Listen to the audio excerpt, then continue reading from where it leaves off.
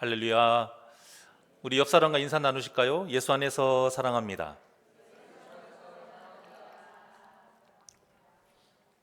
네. 우리가 성경을 읽다 보면 가끔 실수하는 것이 다윗과 같이 한 인물을 중심으로 펼쳐지는 이야기를 보게 되면 나도 모르게 꼭 의도를 해서가 아니고요. 나도 모르게 성경 인물을 영웅화시키는 이런 실수를 범할 때가 있습니다. 그러니까 하나님보다 그 사람이 더 눈에 띈다는 것이죠. 물론 이제 그들의 믿음이 귀하고요. 우리는 그 믿음을 본받아야 합니다. 하지만 그 모든 것이 하나님께서 함께 하시고 도와주시기 때문인 것을 우리가 절대 잊으면 안 된다는 것이죠. 그래서 아무리 성경 인물을 중심으로 이야기가 펼쳐진다 해도 우리는 그를 통해서 역사하시는 하나님을 절대 놓치지 않아야 합니다. 사무엘상 17장부터는 정말 믿음이 없이 보면 다윗의 어떤 위인전과 같은 느낌이 많이 들어요. 오죽하면 예수님을 믿지 않는 세상 사람들도 다윗에 대해서 그렇게 잘 알 수 있겠어요. 하지만 성경은 하나님을 가르쳐주는 생명의 책입니다. 그래서 어떤 경우라도 우리가 이 말씀을 통해서 하나님을 보지 못하면 성경을 잘못 읽는 거예요. 이런 식으로 성경을 일독을 하고 이독을 하는 것은 의미가 없습니다. 한 구절의 말씀을 읽어도 하나님께서 우리에게 보이신 그 사랑을 우리가 볼 수 있어야 되고요. 또 지금도 살아서 우리 곁에서 역사하시는 하나님을 보는 것이 은혜입니다. 이 말씀의 은혜가 저와 여러분의 평생에 있기를 원합니다.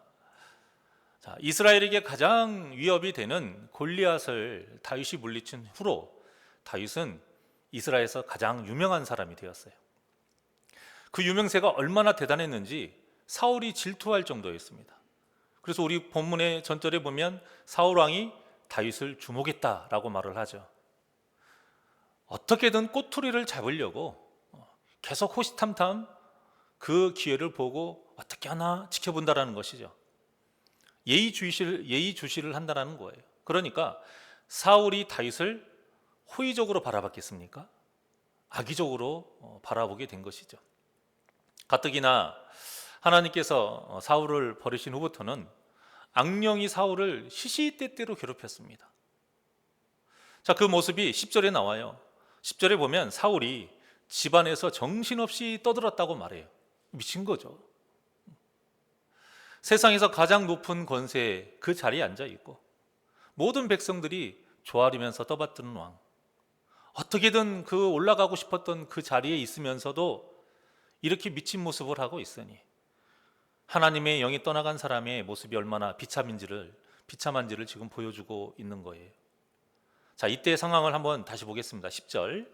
자, 시작. 그 이튿날 하나님께서 부리시는 악령이 사울에게 힘있게 내림에 그가 집안에서 정신없이 떠들어대므로 다윗이 평일과 같이 손으로 수금을 타는데 그때에 사울의 손에 창이 있는지라. 아멘. 여러분, 다윗과 사울의 손에 각각 다른 것이 쥐어져 있어요. 이것을 중요하게 봐야 됩니다. 다윗의 손에는 무엇이 쥐어져 있나요? 수금이 쥐어져 있고요. 사울의 손에는 창이 있습니다. 수금은 사울을 괴롭게 하는 악령을 물리치는 도구예요. 바로 하나님이 사용하시는 도구인 거죠. 하지만 창은 무엇입니까? 사람을 죽이는 도구예요. 나를 지키기 위해서, 내 욕심, 내가 원하는 것을 얻기 위해서 누군가를 죽이는 도구인 거죠. 자, 이 도구로 오늘 본문에 보면 하나님의 사람인, 적도 아니고요, 블레셋 사람도 아니고 하나님의 사람인 다윗을 죽이려고 한 거예요. 곧 누구를 죽이는 겁니까? 하나님을 죽이는 거고 하나님을 대적하는 겁니다. 그래서 11절에 보면 사울이 다윗을 향해서 몇 번이나 창을 던졌죠? 2번이나 창을 던졌지만 다윗이 그 2번을 다 피합니다. 그래서 그 모습에 12절에 보면 사울이 다윗과 함께 하신 그 하나님을 보게 됐다라고 말하고 있어요. 그 일로 다윗을 더욱 두려워하게 되죠. 자, 사울의 이 모습은 다른 사람의 모습이 아니고요, 우리의 연약한 모습입니다.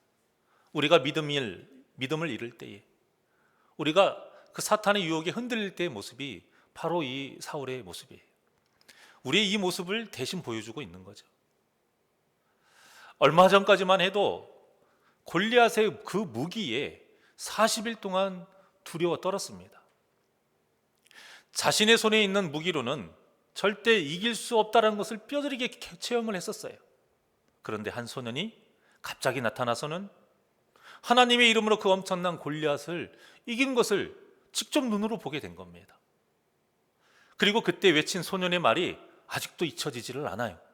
한번 볼까요? 사무엘상 17장 45절에서 47절입니다. 시작. 다윗이 블레셋 사람에게 이르되 너는 칼과 창과 단창으로 내게 나아오거니와 나는 만군의 여호와의 이름 곧 내가 모욕하는 이스라엘 군대의 하나님의 이름으로 내게 나아가노라. 오늘 여호와께서 너를 내 손에 넘기시리니 내가 너를 쳐서 내 목을 베고 블레셋 군대의 시체를 오늘 공중의 새와 땅의 짐승 들짐승에게 주어 온 땅으로 이스라엘의 하나님이 계신 줄 알게 하겠고 또 여호와의 구원하심이 칼과 창에 있지 아니함을 이 무리에게 알게 하리라. 전쟁은 여호와께 속한 것인즉 그가 너희를 우리 손에 넘기시리라. 아멘. 사울은 이미 하나님의 이름으로 세상의 무기를 이긴 것을 눈으로 똑똑히 봤습니다. 어떤 것이 더 강한지를 이미 알아요. 전쟁이 여호와께 속한 것을 다윗을 통해서 눈으로 똑똑히 봤어요. 자, 그러면 사울이 무엇을 붙잡고 살아야 되겠습니까? 사울이 무엇을 의지하고 살아야 되겠습니까? 하나님의 이름을 붙잡고 하나님을 의지하며 살아야 하는데 결국 사울이 손에 잡은 것은 뭐였나요? 40일 동안 두려움에 떨면서 그 어디에도 쓰지 못했던 그 쓸모없는 창을 잡고 있었습니다. 권세를 의지하고 있었던 것이죠. 정말 어리석지 않습니까? 더 좋은 것을 눈으로 봤으면서도 더 강한 것을 깨달았으면서도 잡지 못하는 것은 믿음이 없기 때문이지요. 여러분, 이처럼 말씀을 듣고 우리가 안다고 해서 또 기적을 본다고 해서 믿음이 있는 것이 아닙니다. 눈으로 기적을 봤다, 그것은 그 자체로는 믿음이 있는 게 아니고요. 진짜 믿음은 먼저는 내 손에서 세상의 무기를 내려놔야 됩니다. 이것을 가치관이 변한다라고 하는 거죠. 세상의 무기가 귀해요. 그런데 그것보다 하나님의 말씀이 귀한 것을 아는 거죠. 가치 있는 게 변한 것이죠. 세상에서 힘이 있다고 하는 그 권세나 세상에서 귀하다고 하는 돈과 명예를 내 손에서 놓아야 진짜 믿음입니다. 그렇게 세상적인 것을 놓아야 하나님을 찬양하는 수금을 잡을 수 있는 것입니다. 이 수금은 하나님을 항상 의식한다는 것이고요. 그렇기 때문에 하나님을 의지한다는 뜻이에요. 그래서 어디에서 무엇을 하든지 하나님을 찬양하는 믿음의 삶을 산다는 것입니다. 그러니 그의 입술에서 무엇이 나오겠어요? 하나님의 말씀이 나오는 것이고요. 항상 기도하면서 찬양하는 것이죠. 자, 그래서 이런 믿음의 사람은 다윗과 같이 다른 영혼을 아주 평안하게 만들어줍니다. 여러분도 잘 아시겠지만 정말 믿음 있는 사람과 대화를 해보신 분들은 다 이 뜻을 아실 거예요. 그냥 그분의 말씀을 듣는 것만으로도 마음이 평안해요. 뭐 세상적인 지식을 말씀하시는 것도 아니고요. 뭐 세상을 오래 살아서도 아니에요. 그냥 자기가 만난 하나님을 증거하는 것뿐이. 그런데 그 말씀만 딱 들어도 그래, 나도 저렇게 하나님을 의지해야지. 그렇지, 하나님이 하시는데 안 될 일이 뭐가 있어. 맞아, 다 내가 믿음이 연약해서 생긴 내가 죄인 것이지, 내가 잘못이지, 내 탓이지. 이런 깨달음과 반성을 하게 돼요. 여러분, 이렇게 내 영혼을 살리게 하는 말을 돈이 많다고 하겠습니까? 아니면 권세가 있다고 하겠습니까? 나이가 많다고 하겠습니까? 오직 하나님이 함께하는 믿음의 사람만이 할 수 있고요. 모든 것이 하나님의 은혜인 것을 직접 체험한 사람만이 할 수 있고요. 언제나 하나님을 바라보며 살아가는 그 믿음의 사람만이 할 수 있는 겁니다. 하지만 사울과 같이 세상의 무기를 잡고 그 세상을 의지하는 사람은 그 사람과 대화를 나누면 우리의 영혼이 평안해지지를 못해요. 그냥 그 사람들은 그것으로 무엇을 할 거냐면 그 힘과 권력과 지식으로 굴복시키는 거예요. 밟고 일어서는 것에 혈안이 돼 있어요. 그러니 그런 사람들과 대화를 하고 나면 여러분도 마찬가지겠지만 저는 항상 소화가 안 되는 것 같은 이 마음 한켠이 참 무겁습니다. 뭔가 재미있는 말을 많이 주고받은 것 같은데 마음이 기쁘지 않고요. 다른 사람들은 알지 못하는 고급 정보도 듣기도 하고 다른 사람들은 누리지 못하는 그런 부러운 일들을 듣기는 하지만 제 마음이 그렇게 기쁘지가 않아요. 하지만 하나님을 의지하는 사람들과 대화를 나누게 되면 그 시간이 짧아도 별거 아닌 것 같아도 그냥 듣기만 해도 마음이 가벼워지고 얼마나 평안하고 무엇보다 도전이 돼요. 저분도 저런 환경에서 저렇게 하시는데. 그래서 때로는 여러분들과 어떤 대화를 하지 않아도요, 여러분들이 예배드리는 그 모습만 봐도 제가 도전이 되고 힘이 돼요. 남들은 힘들 때만 새벽기도 나와서 기도하는가 보다. 여러분 그것도 얼마나 귀합니까? 세상 의지하지 않고 그 새벽에 안 나왔던 분이 나와요. 그러면 더 기도를 하는 거예요. 뭔지 모르지만 무슨 문제가 있는가 보다. 저 믿음이 얼마나 귀한가. 그 모습만 봐도 도전이 돼요. 내가 더 깨어 있어야겠구나. 목사로서 정말 좀 부끄럽구나. 이런 마음도 많이 느낍니다. 얼마나 좋습니까? 사람에게 선한 영향력을 끼치는 것, 돈 주고도 할 수 없는 일을 할 수 있는 것, 믿음의 사람만이, 하나님과 함께하는 사람만이 할 수 있는 정말로 멋진 일입니다. 이 멋진 일이 우리 서로에게 펼쳐지기를 원합니다. 여러분들이 그 멋진 일을 행하는 사람들이 되기를 원하고요. 여러분들과 대화를 나누면 그 상대방이 저는 집사님하고 대화만 나누면, 권사님하고 이렇게 말 한마디라도 하면 너무 마음이 평안해요. 이런 말과 인정을 받을 수 있는 우리 귀하고 복된 성도님들이 되시기를 원합니다. 자, 그러면 누구의 무기가 더 강한 겁니까? 세상의 무기보다 하나님의 무기가 훨씬 강한 거예요. 자, 본문 11절을 보시면 여기가 있던 공간이 좁은 공간이에요. 그런데 사울이 창을 2번이나 던졌지만 다윗이 모두 피했죠. 여기에 제가 원어적인 의미를 찾아보니까요, 갑자기 던졌다 이거예요. 어떤 전조 증상도 없이 그냥 갑자기 던진 거예요. 얼마나 놀랬겠습니까? 그런데 그것을 다 피한 거예요. 하나님이 도우신 거죠. 근데 여기에서 우리가 또 하나 주목해야 될 사실은 이 일을 겪고도 다윗이 사울에게서 도망을 치지 않았어요. 요즘 묻지마 범죄 이런 게 얼마나 심합니까? 가끔씩 있죠. 그러면 아무리 운동을 하고 했던 남자라 해도요, 누군가가 눈이 돌아서 이렇게 미쳐서 칼질을 하고 다니면 도망가야 돼요. 아무리 내가 믿는 힘이 있어도 함부로 하지를 못합니다. 자, 그런데 이 상황에서 다윗이 어떻게 됐어요? 도망가지를 않았습니다. 우리는 보통 이런 환경에서는 도망가는 것이, 빨리 피하는 것이 현명한 행동이라고 하지만 다윗은 피하지 않았어요. 이 모습에 오히려 미쳐서 눈이 돌아간 사울이 12절에 뭐라고 했습니까? 두려움을 느낀 겁니다. 하나님이 다윗과 함께 하신 것을 본 거예요. 그래서 오히려 사울이 두려움에 떱니다. 그래서 13절과 같이 반대로 사울이 다윗을 자기에게서 떠나보내요. 두려우니까.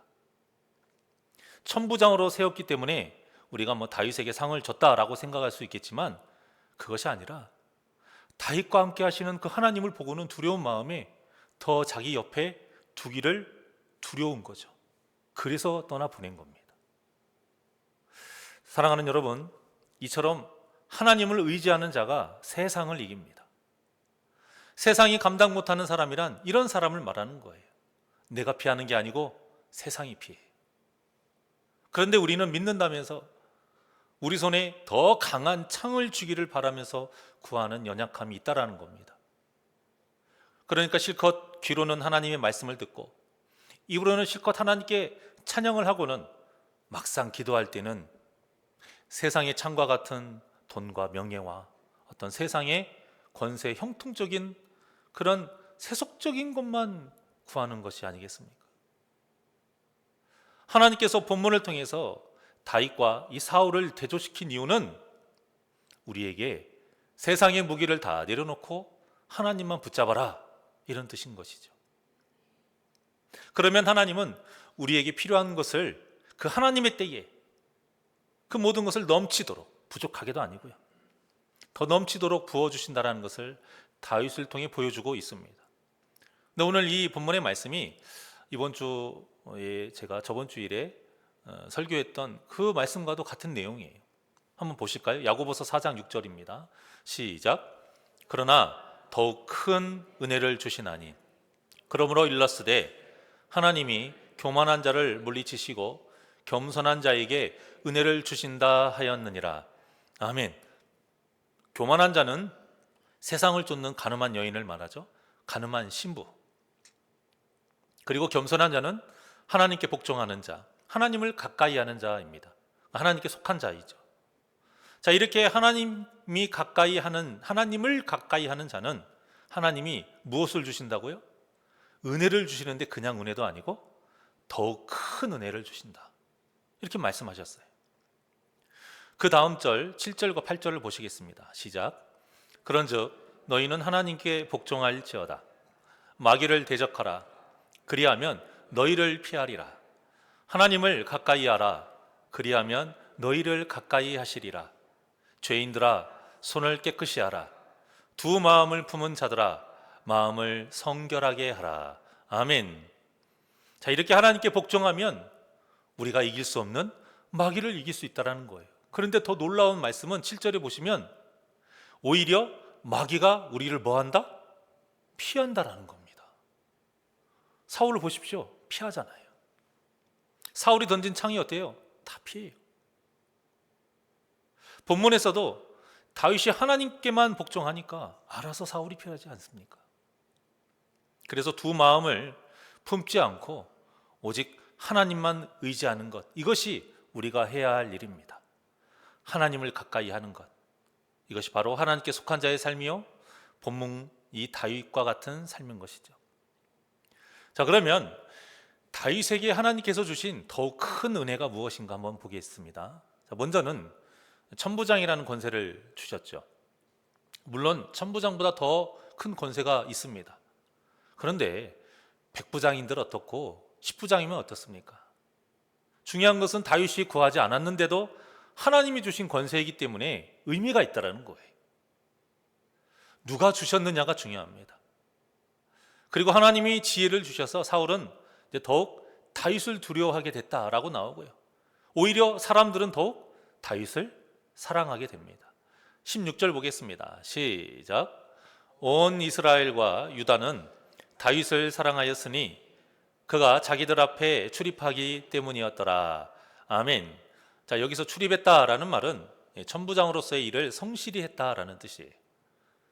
그리고 이 일을 백성들 앞에서, 그러니까 백성들을 위해서 성실히 일을 했다라는 거예요. 그러니 사람들이 어찌 다윗을 사랑하지 않을 수 있겠어요? 또 다윗은 사울의 사위가 됩니다. 물론 이 과정은 사울의 여러 모략과 음모가 있었어요. 하지만 결과적으로는 그 모든 모략과 음모가 하나님의 도우심으로 다 무너지게 되고요, 오히려 다윗에게 더 큰 은혜가 되는 그 역할을 하게 됩니다. 본래는 사울이 약속한 게 있어요. 그래서 다윗이 골리앗을 이겼으니까 어떻게 됩니까? 많은 재물을 줬어야 되고요, 이미 딸을 줬어야 되고요, 그리고 그 아버지의 집의 세금을 면제시켜 줬어야 됩니다. 그런데 이것을 하나도 지키지 않았어요. 그러다가 이제 다윗을 자기의 사위로 삼으면 어때요? 장인어른의 말을 들어야죠. 왕이기도 하지만 한 가족이니까. 그래서 자기가 원하는 대로 휘두르려고, 전쟁에 나가게 해서 죽게 하려고 장녀인 이 메렙 공주와 결혼을 시키려고 합니다. 자, 그런데 다윗이 얼마나 겸손합니까? 세상에서 당시에 가장 비천한 신분이 목동이었어요. 그런 자기의 출신이, 또 가문이 유력하지도 않아요. 그래서 나는 그런 신분이 못 됩니다. 이 겸손하게 거절을 해요. 이 사울의 의중을 알아서가 아닙니다. 몰라도 하나님이 이런 겸손함을 통해서 피하게 하신 거예요. 이렇게 자신의 뜻대로 되지 않자 사울이 결국에는 메렙을 누구에게 결혼을 시키냐면 무홀랏 사람 아드리엘과 결혼을 시킵니다. 당시 무홀랏 사람은 유력한 집안이에요. 권세 있고 뼈대 있고 재력 있고, 그러니까 사울에게 더 강한 창을 쥐어주는 그런 집안인 것이죠. 근데 그렇게 결혼을 시켰지만 결국 나중에 여러분들이 사무엘하 21장에 보시면 다윗이 왕이 되고 나서부터 5명의 이 자식들이 죽는 비극으로 끝나게 됩니다. 그러다 미갈이 이제 다윗을 사랑한다는 말을 듣게 된 거예요. 그래서 이것을 올무로 씌워서 처리해야겠구나. 이제 직접 나서지 않고 신하들을 통해서 애둘러서 이제 말을 하게 하죠. 다윗, 네가 그 신분의 차이와 집안의 차이로 사위가 되기가 부담스럽다면, 야, 지금 사울 왕이 원하는 게 있어. 그것을 네가 딱 만족을 시켜서 결혼 지참금 대신 하면 되지 않겠냐. 그러면 네가 사울의 사위가 되는 것에 대해서 전혀 문제가 되지 않는다. 그러면서 말을 한 것이 무엇입니까? 블레셋 사람의 100개의 포피를 가져와라, 이거죠. 이 사실은 굉장히 위험한 제안이에요. 이 제안은 굉장히 위험한 거예요. 이때 다윗이 죽기를 바라는 마음으로 제안을 했기 때문에 21절에 보면 올무라고 말을 한 거예요. 그런데 다윗은 사울의 이 제안을 아주 좋게 여깁니다. 일단은 자기가 충분히 할 수 있는 일이고요. 또 이스라엘이 적인 블레셋 사람의 그 포피를, 그 사람들을 또 죽이는 거니까, 물리치는 거니까 좋은 일이고요. 또 이번 계기를 통해서 사울과 한 가족이 되어 이 관계가 틀어져 있는 것을 좀 원만하게 할 수 있겠다, 이런 생각이 들어서 수락을 한 거예요.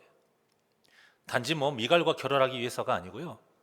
결론적으로는 사울과 좀 더 좋게 그런 관계를 회복시키기 위해서 한 건데, 자신을 죽이려 했던 그 왕이고 곁에 두려고 하지 않는 것을 뻔히 아는데도 다윗은 어떻게 하면 이 관계를 좋게 할 수 있을까, 그동안 고민을 많이 했던 것을 알 수가 있어요. 그래서 흔쾌히 수락을 했는데 결과적으로 어떻게 됐나요?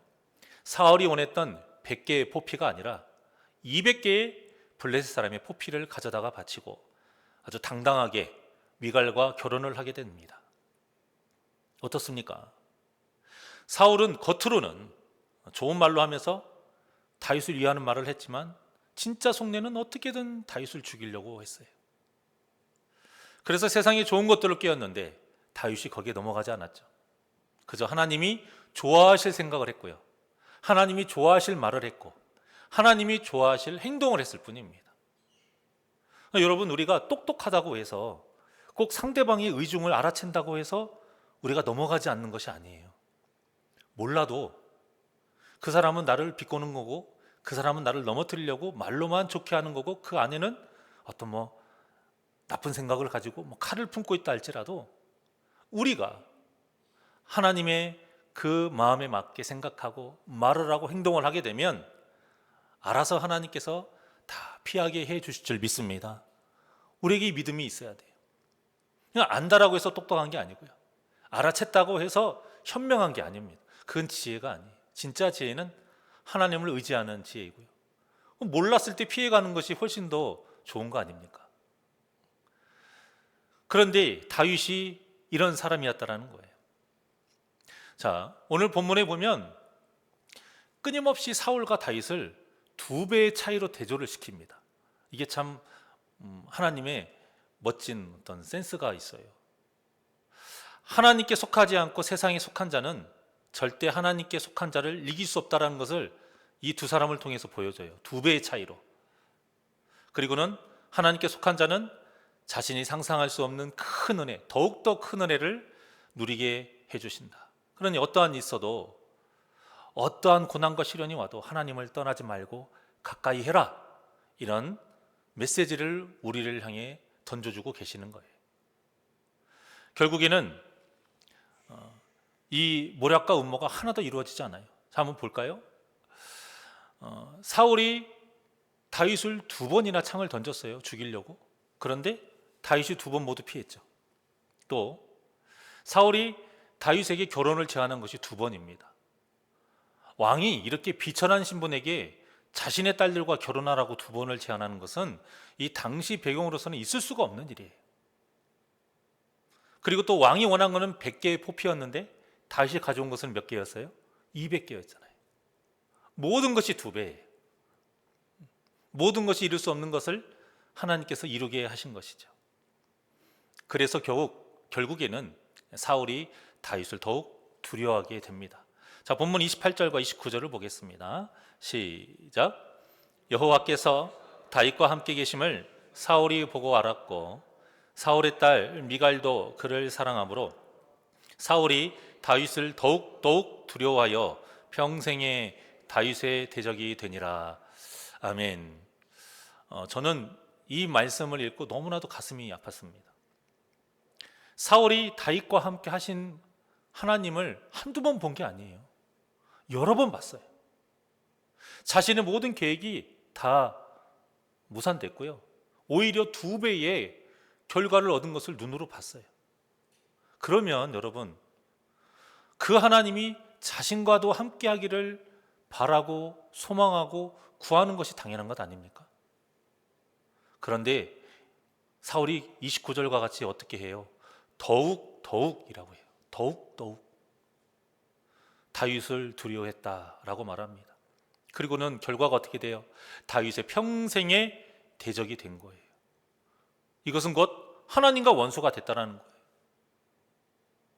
우리가 믿음을 바로 세우지 않으면 하나님의 그 놀라우신 역사를 눈으로 봐도요, 살아계신 하나님을 우리가 눈으로 봐도요, 하나님과 대적자가 될 수 있다는 거예요. 이것이 너무나도 두려운 사실입니다.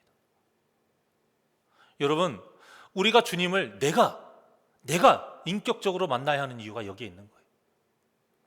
하나님이 나의 하나님이 되지 않고 다른 사람의 하나님이 되는 것은 전혀 소용이 없습니다. 하나님이 나와 함께 하지 않으시고 다른 사람들과만 함께 하시는 것은 아무 소용이 없어요. 하나님이 나의 목자가 되시지 않으면 우리는 그저 늑대의 먹이만 될 뿐입니다. 사랑하는 여러분, 하나님을 만나시길 바랍니다. 그래서 모든 우리의 예배가 하나님을 만나는 복된 예배가 되기를 원합니다. 또한 오직 하나님과 함께 하기를 바랍니다. 그래서 우리의 모든 삶의 순간이 하나님과 동행하는 삶이 되시기를 원합니다. 그렇게 세상의 무기를 손에 쥐지 않고 오직 하나님의 이름으로 나아가면 하나님께서 우리에게 더욱더 큰 은혜를 주실 줄 믿습니다. 30절의 말씀입니다. 시작. 블레셋 사람들의 방백들이 싸우러 나오면 그들이 나올 때마다 다윗이 사울의 모든 신하보다 더 지혜롭게 행하매 이에 그의 이름이 심히 귀하게 되니라. 아멘. 심히 귀하게 되니라. 그의 이름이 심히 귀하게 되니라. 이게 무슨 말이냐면 다윗이 왕으로서의 입지가 점점 굳어져 간다라는 뜻이에요. 점점 왕의 위치로 다가가고 있다라는 것을 말하고 있습니다. 자, 그런데요, 다윗은 자신이 왕이 되려고 생각한 적이 단 한 번도 없습니다. 왕이 되려고 블레셋 사람의 포피를 벤 것도 아니고요, 왕이 되려고 미갈과 결혼한 것도 아니에요. 하지만 하나님께서 이 모든 일을 이끌어 가신 것입니다. 남들은 그렇게 바라고 자신의 사랑하는 가족을 죽이면서까지 얻으려 했던 그 왕의 자리를 다윗은 전혀 원하지 않았는데도 그 왕의 자리에 오르게 돼요. 여러분, 이런 삶이 우리가 바라는 삶 아닙니까? 이런 삶을 우리가 바라야 되고요, 이런 삶을 우리가 누려야 됩니다. 우리는 모두 많은 고난과 슬픔을 가지고 살고 그것들이 받기를 원하고 또 내 힘으로는 해결하기 힘든 많은 문제들이 있습니다. 이때 사탄이 우리에게 세상의 무기를 손에 쥐면 그것을 해결할 수 있고 너희들이 원하는 것을 얻을 수 있다고 유혹합니다. 한두 번도 아니고요, 죽는 순간까지 유혹합니다.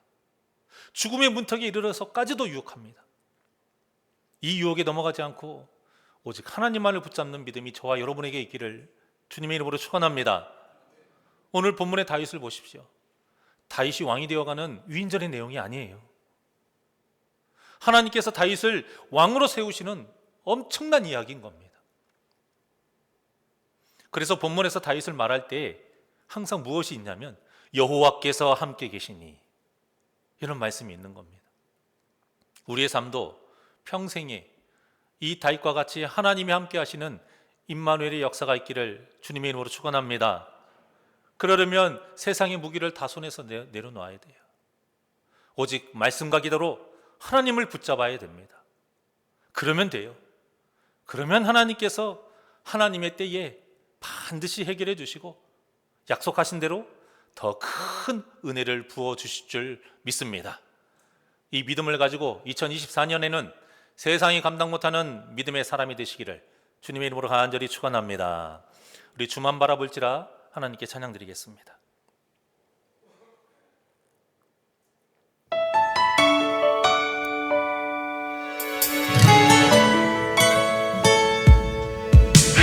세상 바라보지 아니하고 오직 주님만 바라보며 살기를 원합니다. 하나님의 사랑을 사모하는 자, 하나님의 평안을 바라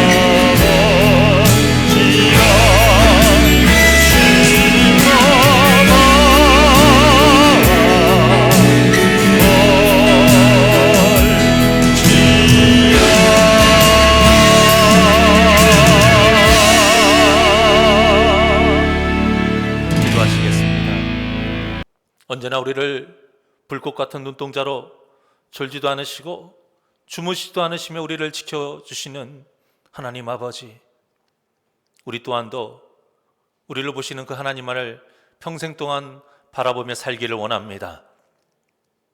주님을 바라보며 살기에 내 손에 쥔 세상의 무기 다 내려놓게 하여 주시옵시고, 세상의 방법, 세상의 기준, 세상의 가치관 다 버리게 하여 주시옵시고, 오직 하나님의 말씀과 기도를 붙잡고 주님과 동행하며 살아가게 하여 주시옵소서.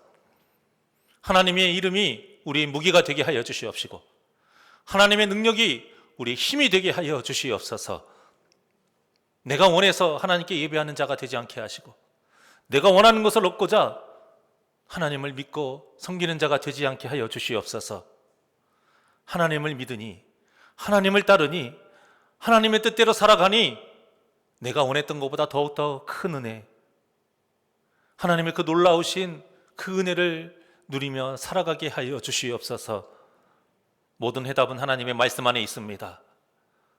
우리 모든 것, 다윗에게 주셨던 그 지혜, 말씀을 통해서 우리에게 부어주시어서 어떤 환경 속에서도 세상 의지하지 않도록, 세상에 속한 자 되지 않도록, 그래서 평생 동안 사울과 같이 하나님을 대적하는 자 되지 않도록 하나님께 속한 자가 되어 승리하게 하여 주시옵소서. 세상 모든 사람들이 우리를 봤을 때 오직 이거 하나만큼은 인정받기를 원합니다. 당신은 하나님이 함께 하시는 사람이군요. 당신을 보니 여호와께서 함께 하심을 보게 되는군요. 이 귀한 거룩한 인정을 받는 우리 복된 성도님들 되게 하여 주시옵소서. 감사함이 예수님의 이름으로 기도하옵나이다. 아멘.